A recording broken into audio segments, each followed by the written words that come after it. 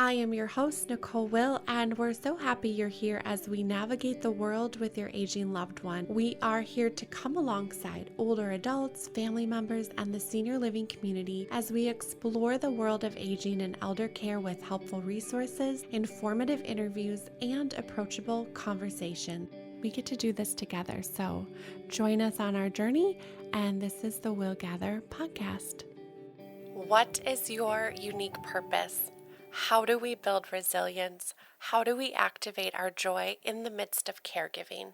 Caregiving, in a way, is a massive loss of control, and how can we have a semblance of that control back? Today, my guest is Anna Hall, founder of The Purpose Equation. The world is a better place because of this beautiful human that is in it and is sharing her message. It's an honor for me today to bring her message to all of you. Anna Hall has focused on improving the quality of life for older adults. Along the way, she has developed programs, services, and technologies with that aim.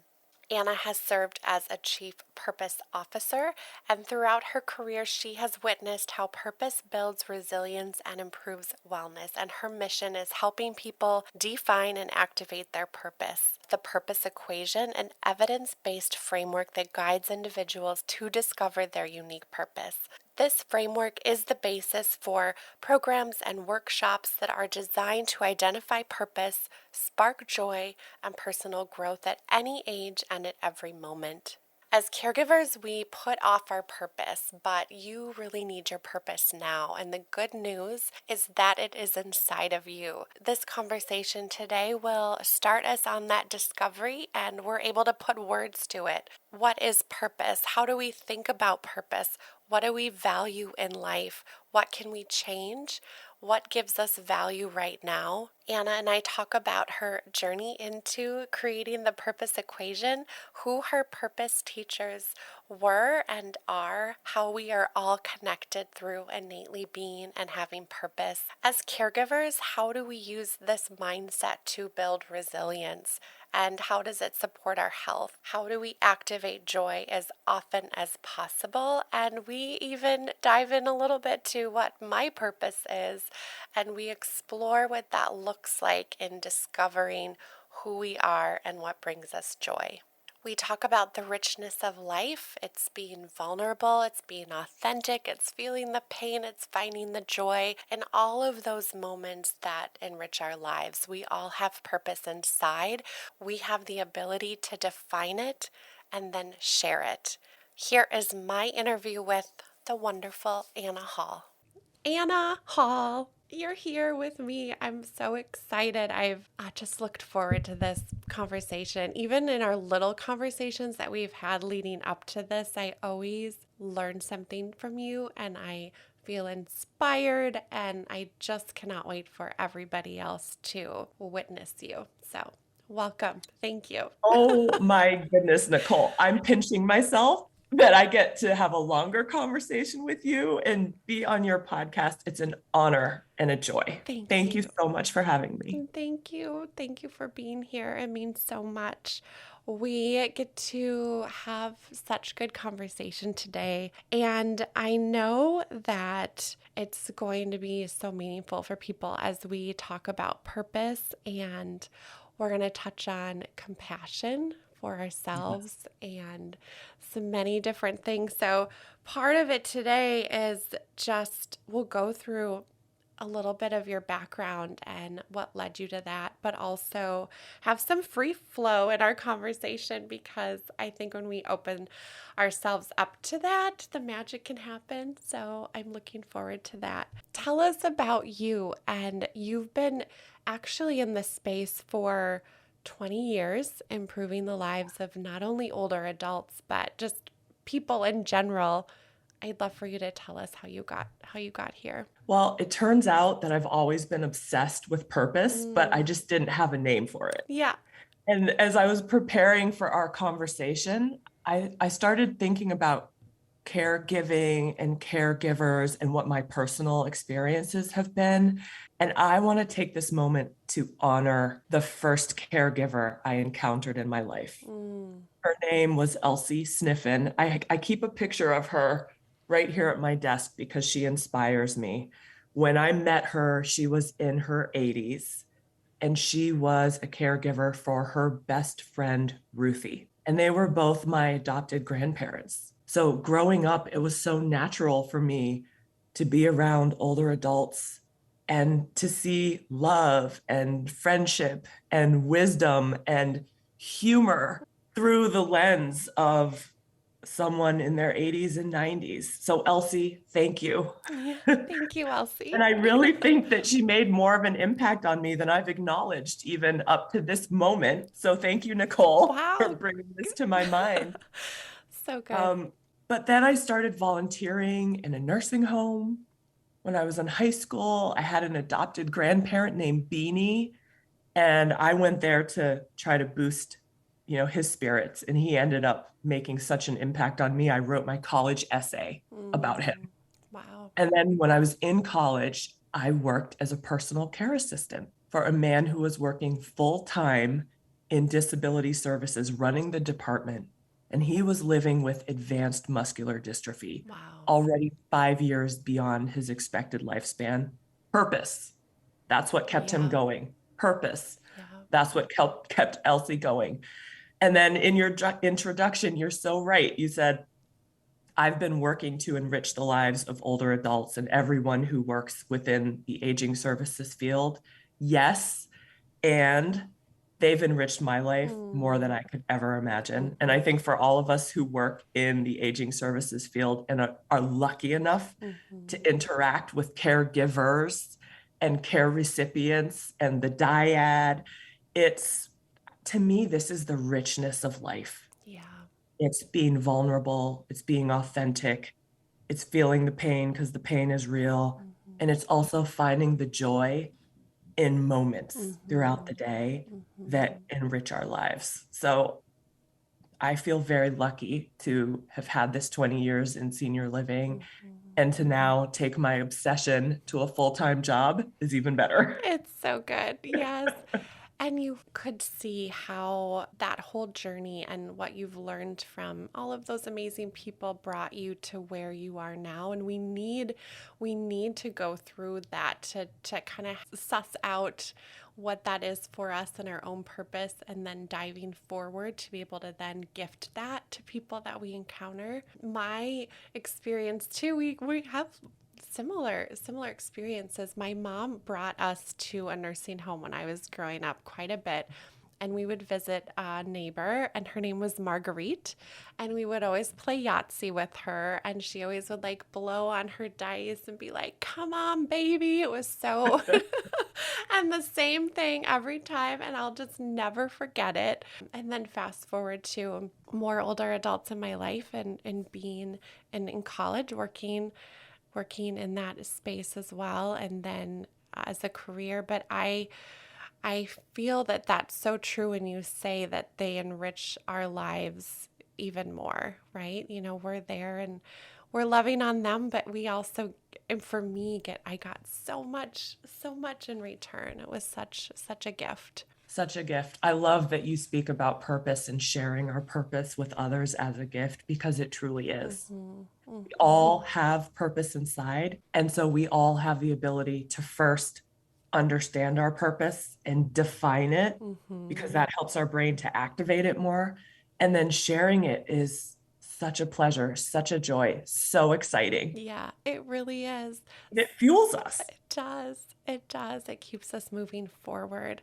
And for people, like, how are we all connected? And that whole idea of, okay, we know that there's this word purpose, but how do we connect that to discover? And I know this is a really big question. I to love to it. start that conversation. How are we all connected, and just being and having that purpose? Yeah. So I'll start with, well, what the heck is purpose? Mm-hmm. That's what started me on the journey of creating the equation to help define it. Because if you look at the dictionary definition of purpose, it says meaning and sense of direction. Yeah. I don't really know what that means, Right. Right. right? So I wanted to define it and help people to Mm-hmm. embrace it. and the way that I think about purpose, it's a combination of innate elements within all of us and the unique combination of these elements that include our values, our natural strengths, elements of our personality, and then what I call our purpose systems, or our systematic ways of thinking, approaching, and noticing life is our purpose. And so that unique combination of these ubiquitous elements is what makes each of us uniquely beautiful and loving and a social creature. We as humans cannot live independently, actually. There's Right. no such thing. Yeah. We are by nature interdependent. And to get philosophical, I think that part of the reason we are all born with this innate purpose is so that we have this loving energy within us that first fuels us enough to persevere through life's hard knocks. And second of all, gives us special, genuine ways to connect with other people. And how do we connect? There's so many ways. We connect through learning. We connect through curiosity. We connect through creativity. We connect through teaching. We connect through building relationships. There's so many ways. So I like to go deeper than purpose is, oh, I help others. It's how do you help others? Or I connect with people. How do you connect with people? And once you go deeper, deeper, deeper down to answering those questions, then you know that in any given situation, and especially a caregiving situation, you can use your superpowers to connect with others while you're also taking care of yourself Yeah. and not getting completely drained, because that's what happens to so many caregivers. That's the number one challenge I always hear is that there's so much output, and how do you then take care of yourself within that and maintain that identity? I think that oftentimes when we're giving so much and we're in that caring role, that can become our identity, and we then grieve the loss of who we are or who we were before. And how do we try to carry that through while we're doing something that can be meaningful and in that giving way, but not lose sight of who we are? Yes. And caregiving is, in a way, a massive loss of control. And so, how can we have a semblance of control back? And I think purpose can play a really important role in making sure that both caregivers and care recipients can regain a sense of control that's innate. It can be spiritual, but it can actually show itself in everyday life. So, how do we do that as caregivers and shift our mindset to build that resilience and have compassion for ourselves? Mhm. What does that look like? Well, start with joy. Before we even get to purpose and what is our purpose and how do we activate our purpose and infuse it into all areas of our life, including caregiving, start with joy. Joy is a deep emotion that research shows when we get enough of it, it can boost our immune system. It can improve our overall health. It can improve our mood. And again, it's something from within. Joy can be a really strong emotion that does literally light us up from the inside. So I'm begging of caregivers out there, do not put off joy. So many times, and myself included, I'll think, oh, I just have to finish this project, or I just have to get through this day, or, in 2 weeks, I'm going to have an hour off. No, no, no, no, no, no, no, no, no. 8 minutes of joy, 10 minutes of joy can fuel you to get through the day without getting to the point of exhaustion. Yeah. And so I've actually created a program around joy because it's that important. So for the listeners, think about an activity that you do, something that you do in life that when you're doing it, you lose track of time and you lose track of your sense of self. and you feel delighted during it. That sounds like a flow state, right? Mm-hmm. Kind of is, but Mm-hmm. it's not focused on accomplishing anything. It's being delighted and joy and feeling joy for the sake of joy. Yeah. Wow. So for me, that activity is playing basketball with my son, dancing around my house when nobody's looking Mm-hmm. or when they are. It's not pretty. I love it. Singing all of the lyrics to every Beyonce song ever made, Heck yes. taking a walk and just looking at all of the different shades of green that I see in nature. And when I do that for 10 or 15 minutes every day, it helps me not get depleted. And then what I want your listeners to think about now that we've defined activities that can infuse joy to help you deepen your joy and expand your joy. There's 4 main categories I found that people derive joy in. Mm. So the first one is movement. Many people go into a state of joy, of losing track of time, losing track of a sense of self, feeling delighted when they're physically exerting their body, going for a hike, lifting weights, yoga. Now, yoga can be both a state of mindfulness and spiritual transcendence. It can also be a physical feeling in your body. So you want to think about your activities and think about these 4 categories. So movement or to be physical is the first one. The second one is adventure. Adventure in the realm of purpose is being curious, being aware of what's out there and being excited to explore it. Curiosity can be learning something new, meeting a new person and finding out something about them, interacting with your care partner and looking for joy and seeing what that looks like. There's so many ways to be curious and to have adventures in life. Yeah. It's not just about risk. Adventure is about curiosity. I love The that next one is distinction. Yeah. rest, rest, rest, rest. Rest is not being lazy. Mhm. Rest is not being selfish. We need rest. We don't function well without it. And I know your listeners might be thinking, well, that sounds easy to say, but I don't have time for that. Mhm. Make time for that. Take Yeah. a nap. Set a timer. Take a 15-minute nap. Breathe. Give your care partner a hand massage and just have time where you can relax your mind, body, and spirit. It's So amazing true. how a little bit of time can be renewing. Yes. And then the Yes. last one is synergy. This is an energy thing. They all are, but this one is specific about connecting. It can be social connections. It can be connecting with animals. It can be connecting with nature. It can be connecting with people. It can be a transcendent connection through spirituality or your religious beliefs, but just this understanding and connecting with something beyond yourself. So the acronym for these joy fuel pathways is MARS, MARS, movement, adventure, rest, synergy. So I encourage your listeners to think about what's your primary joy fuel pathway. So Nicole, I'm curious Yeah. from this description, Yeah. what would your primary pathway be? Probably all of them. Right. Yeah. But which one gives you the most sense of feeling refreshed and renewed afterwards? I would say the adventure.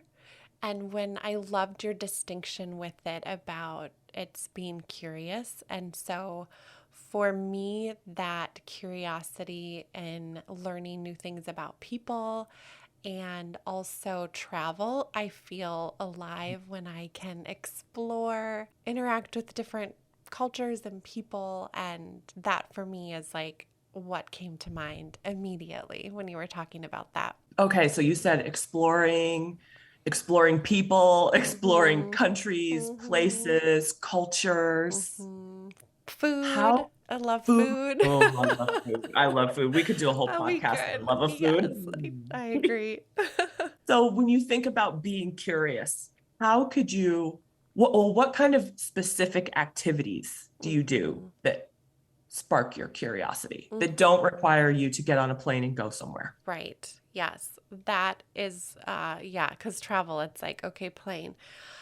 Even in my even in my area, like around where I live, I find that I will even when my kids were little would we'd go explore a new park or explore a new restaurant or Yes.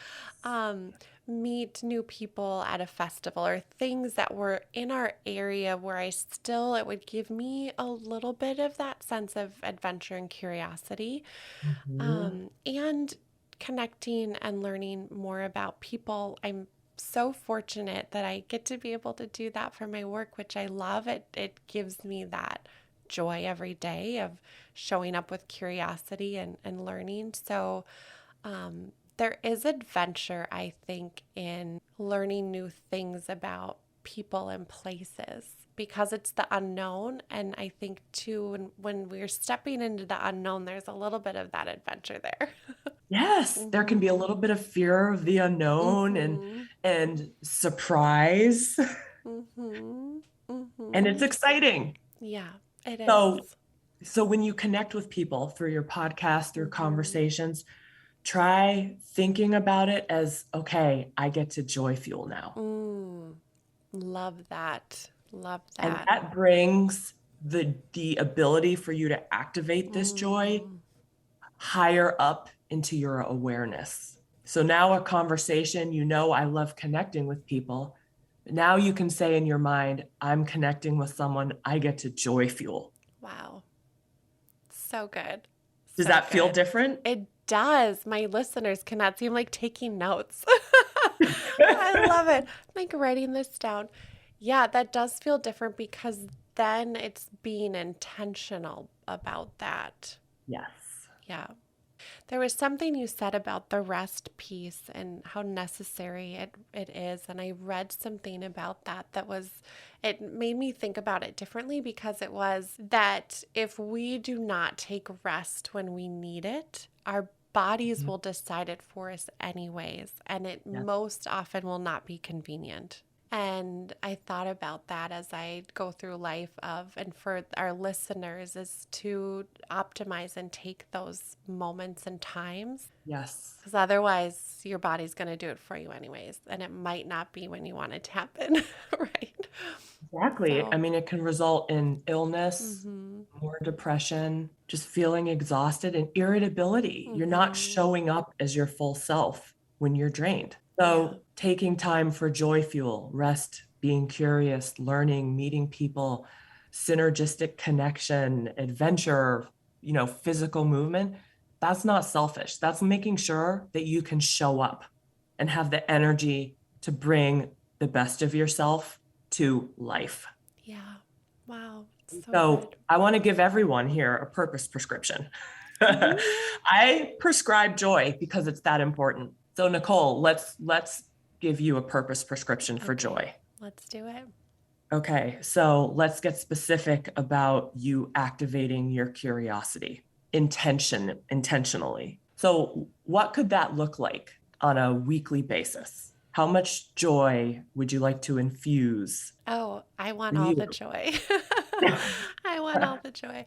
Oh gosh. Okay. So, weekly basis, I think Mhm. that I could be more intentional about setting aside some time to experience my surroundings even more. I think I have been, when life gets busy, it's hard to carve that out because that feels like an extra thing or oh, when I have time, then I'll do that. Mhm. But if that is my joy fuel, I have to do that more often, right? Yeah, let's So, schedule it. yeah, yeah, It's just as important as everything else on the calendar. yeah, it is. So in a given week, what would that schedule look like? And this is minimum. We're Yeah, going minimum, so yeah, you can always go above, but is it 3 times a week? Is it once a day? What does this look like for you? yeah. Realistically, I think a couple times a week for sure. I have when you talked about movement too, I have been for the first time scheduling to go lift weights before I pick my kids up from school. And yesterday it was Ooh, good only, for I know, you. I've never done that before, but I was like, all right, I'm only getting older. I got to build some muscle. I know better. Um, Mhm. and yesterday it was only 15 minutes that I had, but I felt so good that I honored that commitment to myself. Yes. And so, and then I also had to shift my mindset around. I don't need the perfect workout outfit. I went in the joggers that I was wearing all day and Mhm. just a regular shirt. All that to say, because I think in the past things would trip me up. I felt like, all right, I've got to get really ready, and then it made it such a big deal that I then would put it off because it felt like it took too much time and effort. Yeah, it can be overwhelming. And it can be overwhelming. So I think honoring the movement and then the adventure, which is what I feel like really feeds my soul. And maybe if I have the habit of the movement more regularly, that will step into feeding my soul as much as other things. But I'm still building that. So, Yeah. And think yeah. about how can you build curiosity and adventure into the movement? Okay, I like that. I had not thought about that before. That's really Because good. if the adventure really is your main pathway, Mm-hmm. infuse it across Mm. your realms of life. Okay. Oh my gosh, so good. So Yes. is it like, okay, every week I'm gonna try a new routine, or I'm gonna, try a new Nautilus machine or Mm-hmm. something like that to spark your Mm-hmm. curiosity so that the movement feels like it's really fueling you. Yeah. Yeah. Oh, that's so good. What a good way to look at that. Thank you. Because if movement's not your primary pathway, Mm. you're gonna do it because I know I should, right? Right. I know I need to build muscle. Mm-hmm. We're Mm-hmm. all aging. We all need to maintain our muscle. Mm-hmm. And as we're aging, we're losing muscle. Mm-hmm. That's going to motivate you for about 2 weeks. Right. Yeah. But if it's about curiosity about what your body can do as you get Mm. stronger, that's an intrinsic motivation that's tied to joy. Let's bring joy to your workout. Oh, so good.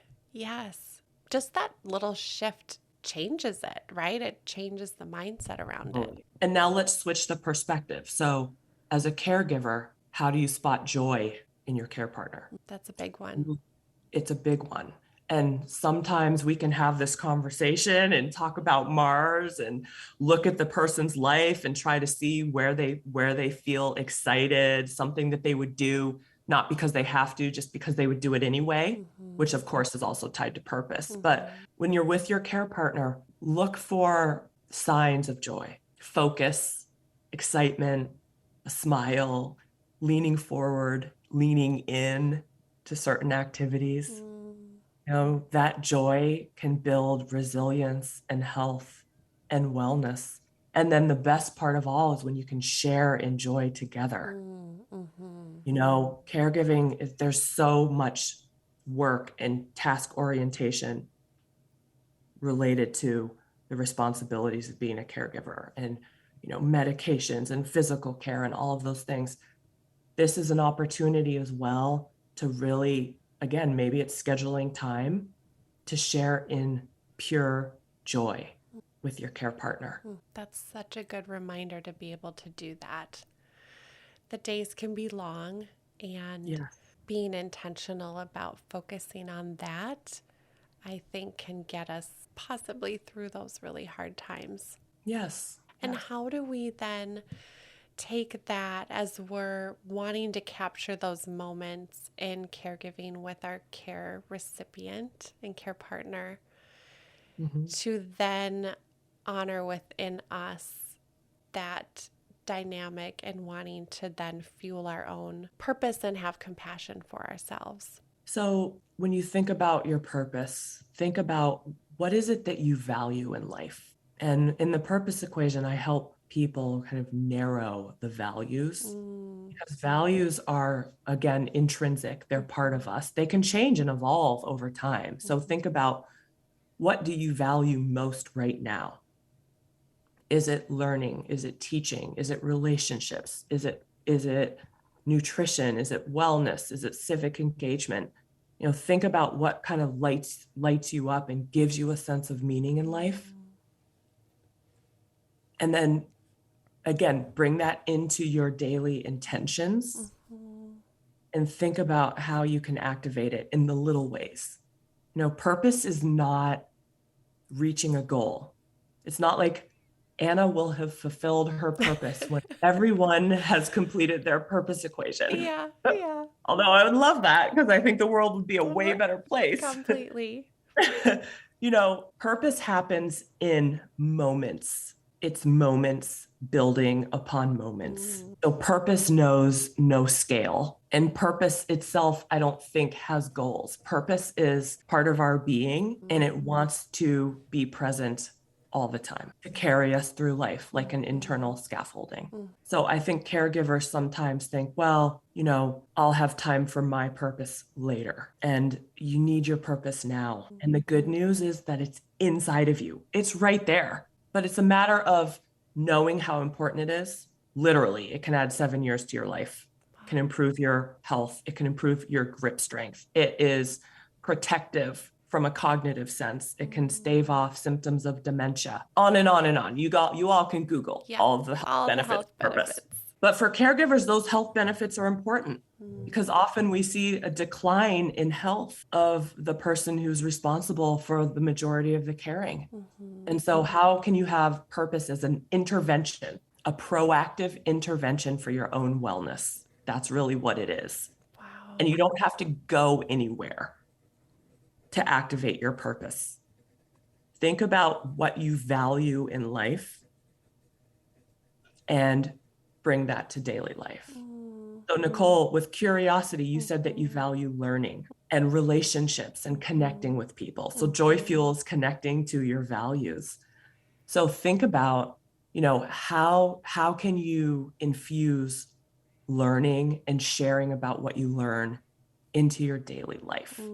That's meaningful to you. Yeah, it is. I think I do that too in the ways in my car or lifting weights. We talked about that at the time. I do listen to podcasts. I feel like it's such a great avenue for me to learn. And I think when we practice sharing what we learn, then it becomes, I don't know if I know the right word for this, embedded in then our knowledge, because when we can re-say, right? Okay, so we learned something, and when we can re-say that, then it gets more like infused in our mind and in our knowledge, or we can like hash out what that means for us. And Yes. I'm fortunate to have some friends or people in my life where they hold space for me to share all of those things. And so that helps me reiterate the learning, if that makes sense. Learning and teaching and learning and teaching and talking out loud and discovering what we really think. Yes. So wonderful that you have friends who can hold that space for you, for you to share your purpose. Right. Yeah. And I think it feels scary initially when you start that dynamic with someone maybe that you haven't had before. It's like, are they going to want to hear me talk about this? But then you realize that people crave, I believe, that connection, right?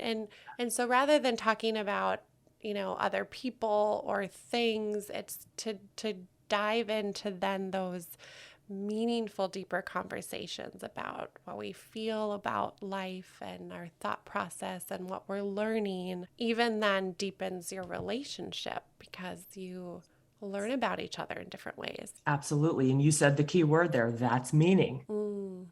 So your values, what feels exciting to you, what you would do anyway, make time for that, because that is being purposeful and living in your purpose. And that can infuse you with this energy and this light that builds your resilience and keeps you looking forward to the next day, or at least knowing that whatever comes up, you can get through it. Yeah. And the other thing I want to add in here is compassion. You asked me about that earlier. We all have a sense of purpose, and it's not a goal or a role, as I said earlier. Purpose is inside.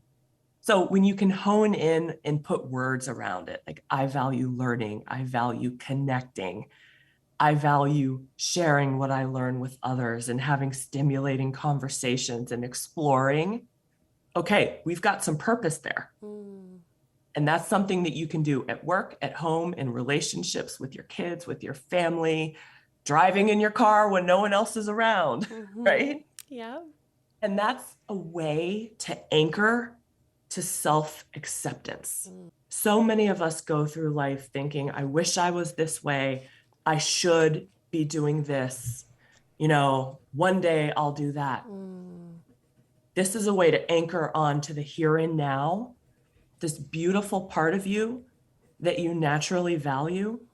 Call that your purpose. And then it's the same thing with joy. Make it intentional. This is a beautiful part of you, part of your why, part of your how, part of your reason to be here on this earth. And when you can appreciate that beautiful part within yourself, we all have flaws, we all make mistakes, we all do things we regret, right? Yeah. But we all have purpose inside, and it is a channel for self-love and self-acceptance and compassion. And that's so important, to say nice things to ourselves.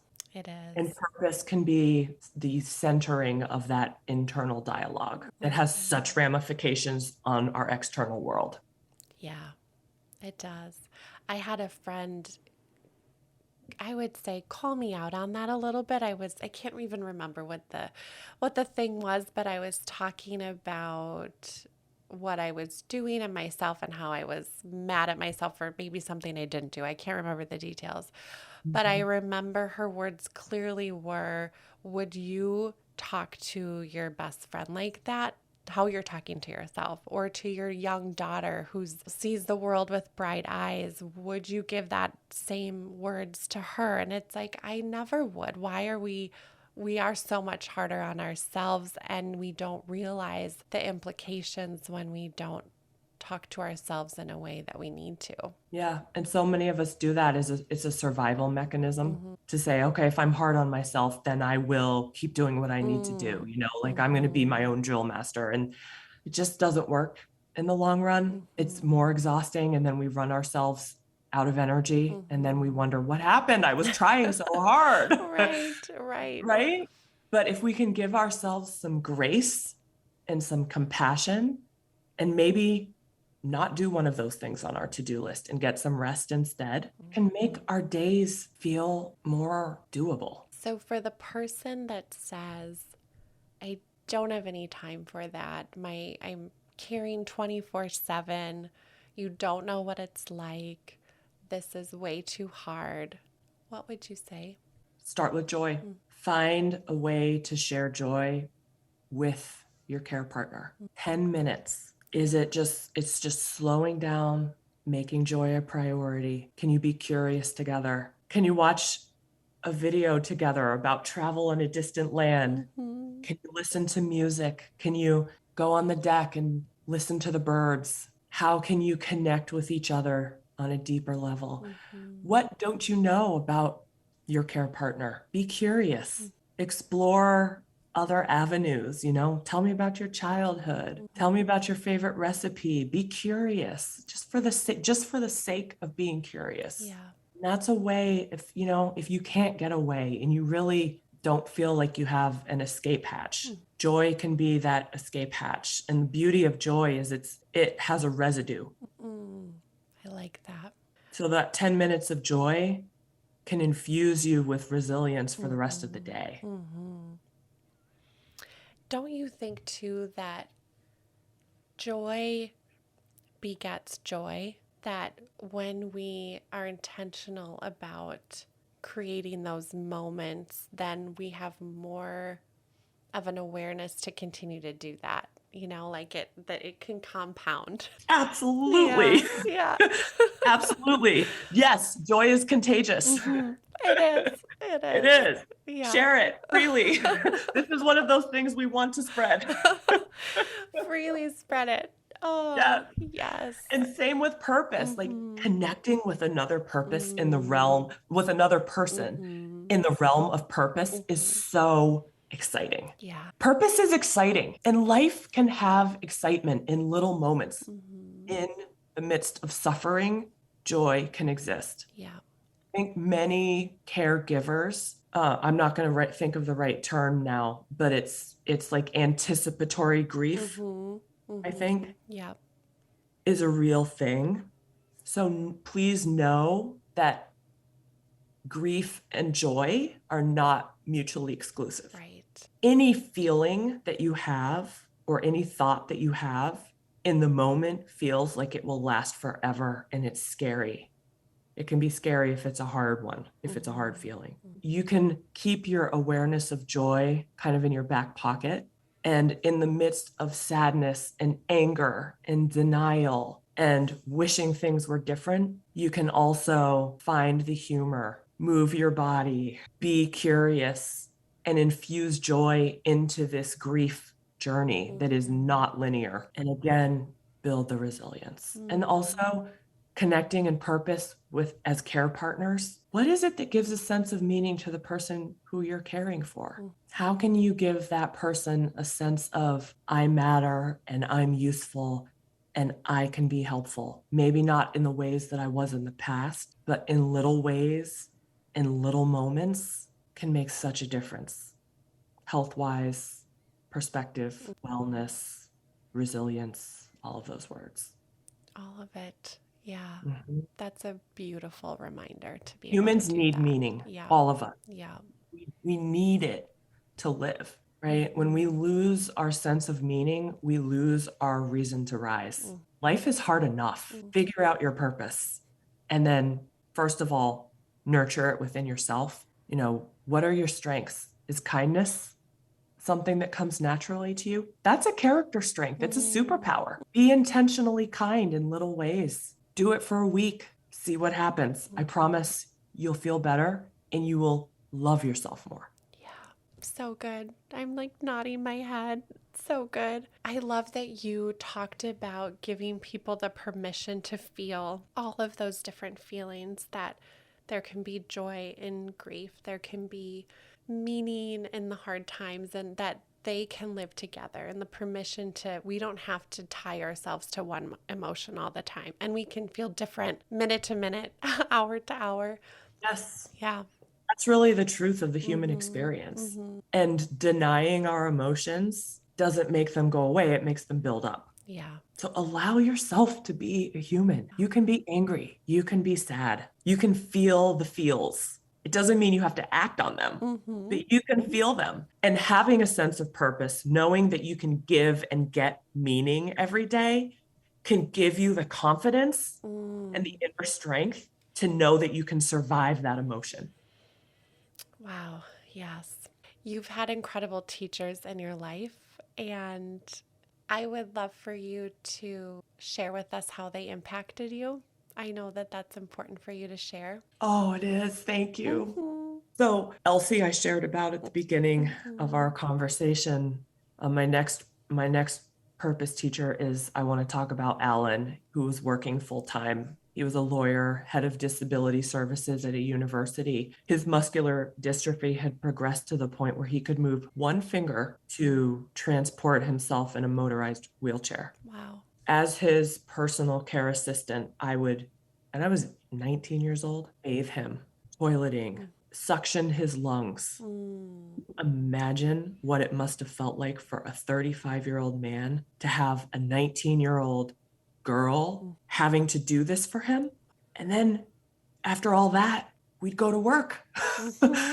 He would run meetings, he would make decisions, he would advocate feverishly for other people to have equality for people of all different abilities at the university. We would talk about the law. I was taking a constitutional law class at the time, and he would give me pointers, and we would talk about, legal matters and Supreme Court justices. And I realized from Alan, you have lost control of almost everything in your life.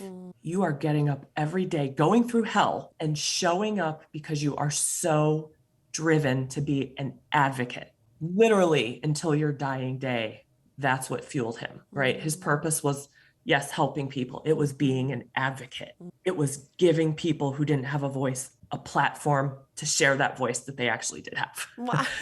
Yeah. He was so inspiring. And it made, to this day, I think if I'm having a hard day or I'm questioning if what I do matters, I think back to Alan and I think, my goodness, like purpose literally kept him alive and sharing until it was his turn to pass on to the next realm. The next one was Evie. I was a program director in a memory care neighborhood here in Boston. And Evie, when I met her, had mid-stage Alzheimer's disease. So she never was able to retain my name, but wow, she was my best friend. I was the activity or lifestyle director. I don't know if I'm allowed to say if she was my best friend, but at the time, she was my best friend.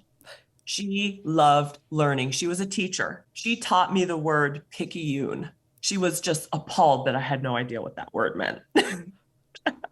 I don't know if I know what that word means. She taught me about the poet Edna St. Vincent Millay. I would Google it and print out her poems, and we would read them together. Evie would light up sharing. If you look up Edna St. Vincent Millay, she was quite ahead of her time. I'm gonna look that up. Very progressive, a little bit of a rebel. Yes. And so was Evie. So we in a memory care neighborhood had a poetry night for the families and the residents and the grandkids. And did anybody remember that night? No, who cares? She showed me what it feels like to be lit up with purpose. Wow. That had nothing to do with executive functioning or parts of our brain that kind of start to fade away through the journey of dementia. Her purpose was alive and well till the very end. I was there when she passed away on hospice in the community. Devastating to lose her. It's so hard. Devastating. But the gratitude that I feel for having met Evie, one of my most significant purpose teachers, that's where I came up with adventure from Evie. She showed me a path to joy that I don't think I would have realized without her. So thankful for her. Oh, so thankful for her. She taught me so much. And my dad grew up in East Texas. He was born in 1938, a Black man in the Deep South. Lived in a shack. They didn't even have toilets in the house. There was an outhouse. His mother worked as a homekeeper or a domestic, as they called it. There was something in him that innately was curious, and he wanted to learn, and he wanted to make a better life for his mom. He's one of very few people in his community who made it out of his circumstances and went on to university and went on to become the first Black sociology professor and chairman of a department in the Ivy League. Amazing. My dad has showed me what purpose looks like. How do you have a drive for something when people are telling you that's not a possibility? But every day he was fueled by his purpose, and step by step by step, he paved his own path. How lucky am I to have had these purpose teachers? So all I'm trying to do is share what I've learned because it's so powerful. Yes. Purpose is so powerful, and everyone has it. That's why I'm obsessed, because everyone has it. So we can activate it in everyone. And for some, having people like you share that with us, to see it within us, helps us have the courage to step into it. And we need those teachers, just like you had those teachers. And now you can, the teaching and the gift can compound and grow over time. Oh, absolutely. And purpose isn't static. It evolves. The more you live in your purpose, the more you're intentional about sharing it, the more it grows and evolves. So if you ask me what my purpose is 5 years from now, there's going to be tweaks. Yeah. There's going to be changes. There's going to be growth. Yeah. It's the exciting part, right? Yeah. And same for you, Nicole. Yeah. Where's your purpose path going to lead you? I don't know. If you would have told me 5 years ago I'd be here, you just never know. But it's exciting to see how that happens. Well, look how beautifully you're sharing it with this podcast. Your love of learning and exploration and sharing knowledge. Here it is. Yeah. In this tangible gift that you're sharing with the world and helping so many people who are helping so many people, helping the helpers, helping the carers. It's beautiful. Thank you. You've got something really exciting too that is out into the world. Well, a couple of things I want to talk about where we can learn more about you and how you can support all the people, but also a new game that you've developed. I want to hear about that. I think that people will really love learning even more. Oh, thank you for reminding me. I forgot. I know we could talk for so long. So the purpose equation is a framework I developed based on evidence-informed perspectives, values, natural strengths, personality traits, purpose systems. But not everybody, especially caregivers, have the time to discover their full purpose equation. And so I wanted to break it down into its native components and give it to people as a tool. So I created this game called Spark Start. I did not think of the name. Thank you, Code Douglas, for designing the deck and thinking of the name, but it really does spark conversations and ignite purpose. It's a game of conversations that helps people skip the small talk and get right into the realm of meaning. So some of the top, and it's 250 prompts within this deck of 32 cards. And the topics are gratitude. So how do you think of gratitude? What does it mean to you? What is kindness? What does it mean to you? I did a workshop with physical therapists, and we played the kindness card for Spark Start. We got 22 different definitions of kindness. Think about that for a minute. We all think that we're saying the same thing when we say, I want to be kind, or kindness matters to me. Kindness means different things to different people. For some people, kindness means sharing my time. For some people, it means being generous. For others, it means giving a gift, and on and on and on. What if you could find out what kindness means for your care partner? What if people in this dyad could know what kindness means to each other? Because this is the golden rule or the platinum rule. Right. Treat others as they want to be treated. So how do you figure out what that looks like? Ask. So I made a game for you to find out. It's what we need. It's been a delight to introduce Spark Start in intergenerational environments, college students and Ollie members. My mentor and friend, Barbara Shaman, has brought Spark Start to Temple University, where we have an intergenerational cafe. Wow. I play Spark Start with my mom and my dad, and I learned more about my mom in a 20-minute card game than I have in the last 20 years, because it gets to the core of all of our shared humanity. Yeah. And whatever our differences are, whatever our stresses are, this is a place, the realm of purpose, that we all share, and we can all connect there and find and build compassion and understanding for each other. We don't have to agree, but we can certainly strive to understand. And continue that learning of each other. It's fun. And it's fundamental to building relationships too. Authentic relationships, right? Like an authentic relationship is where you can show up as yourself, your full, raw, messy, beautiful self. Yeah. Not as you think you should be, not as you wish to be, as yourself. And when you can do that, that's living. It sure is. This has been incredible. I will be thinking about this conversation for days to come. I can't wait for everyone else to experience your words and your excitement and the joy that lives within you. I think that it's palpable, and I'm so incredibly thankful that we are in each other's lives. So thankful for that. Making me cry. Thank you. Thank you. Thank you for being here. Thank you for having me on your beautiful podcast to share with you in the realm of purpose. I absolutely admire you. Thank you. And I'm so grateful to you. Thank you. And we will include every place that people can find you and learn more in our episode description. So I encourage everybody to reach out. ThePurposeEquation.com.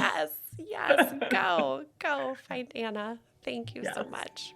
Thank you, Nicole. Hey. Thank you for listening today.